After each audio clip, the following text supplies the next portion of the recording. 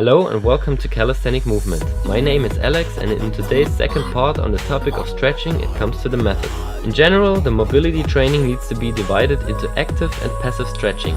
Both are then again distinguished into static and dynamic stretching. Active stretching means that the stretch position is occupied by the power of the antagonist. In passive stretching, the stretch position is occupied by the help of gravity, additional weights or training partners.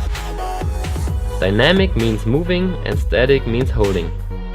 The active dynamic stretching is well suited to improve the intermuscular coordination and to strengthen the antagonist.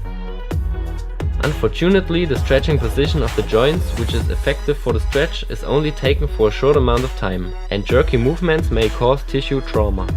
The active static stretching is good because there is a longer hold of the stretch position and it also strengthens the antagonist. The disadvantage is that the amount of coordinative training is very small.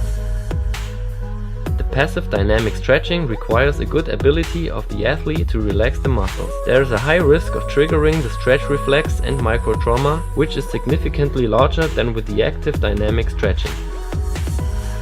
The passive static stretching has the advantage that a further stretch position can be taken and kept longer, and the effective stimulus for stretch is very high.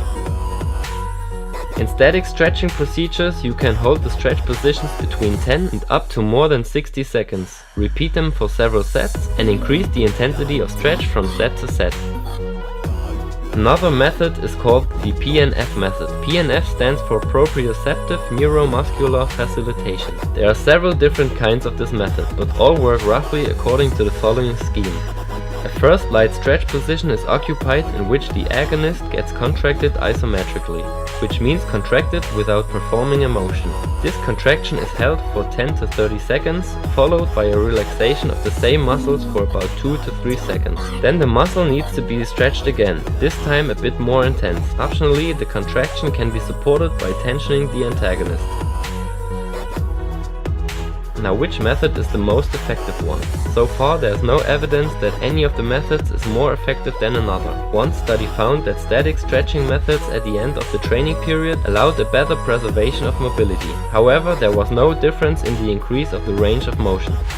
I hope now you know how to stretch and what you need to be considered of. If you have questions, let me know on Facebook, and I'm happy again about subscriptions, likes and shares. Have fun with stretching and see you soon. Alex.